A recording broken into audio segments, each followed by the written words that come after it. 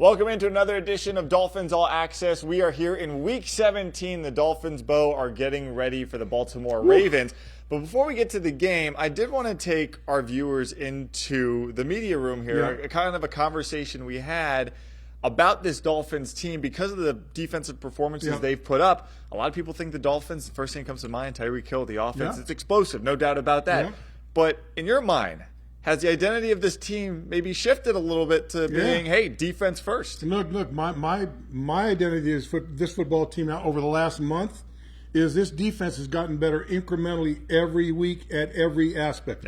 Pass rush up the middle is better. Your linebacker play has gotten very good, and that secondary is playing very well. So I think this defense, look, I think the first half of the season, we relied on the offense. Defense was trying to find their footing with Vic Fangio, the new defensive coordinator, and I think from that point they kept going. And I think right now, I said, if the strength of this team to me right now is that defense and what they're doing. If the offense can get to the level of the defense, we're going to be really, really good going into these last two games. It's amazing to say that because the Dolphins offense is the highest scoring team in the league. It's kind of crazy to think. But listen, the defense is going to have their hands full when it comes to Lamar Jackson.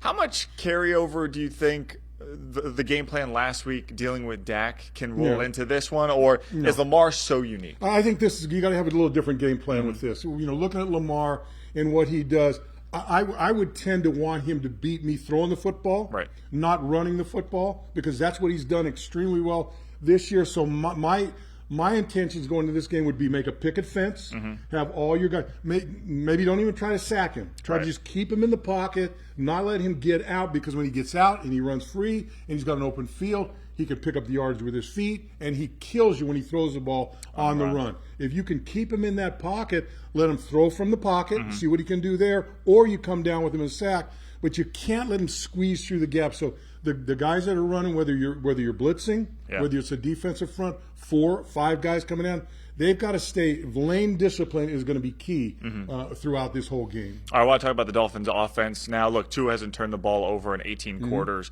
4+ games in terms of interceptions. There's a fumble in there. But in terms of the offense, the scoring necessarily hasn't been there like we've seen earlier. Just 1 touchdown against the Cowboys. Is this more so of, hey, some games are just going to be slugfest, and you're going to have to win a field goal type game? Do you get worried about that, maybe their production getting into the end zone at this point of the season? I would say this. I would get a little worried about it prior to last week's game. But we saw what you have to do when that happens. When you play a game like that, which was a dogfight, it was 2 very good football teams. And I thought that game was won and lost at the line of scrimmage on both sides, on both teams. And the Dolphins got the last chance. And for them to take it, I think they were on the 25-yard line, about 3.5 minutes to go, march down the field, kick the field goal with time running out. Absolutely perfect. I think that gave them a lot of confidence in what they can do in those situations. That was a good teaching point that the Dolphins can absorb while winning a big game. Yeah, I think you have to go all the way back to week 1 against the Chargers when the Dolphins had a game-winning drive on their last possession. So, yeah, it was good to see the Dolphins were able to do that. Dolphins are heading to Baltimore. There's a chance that they could, of course, clinch the AFC East with a win up there. And, of course, that number 1 seed in the AFC is on the line. Home games basically potentially on the line this week for the Miami Dolphins. We'll see if they get it done in a game. Of course, you can see on our station, CBS News Miami. Bo, thanks so much. Thanks for joining us here on Dolphins All Access.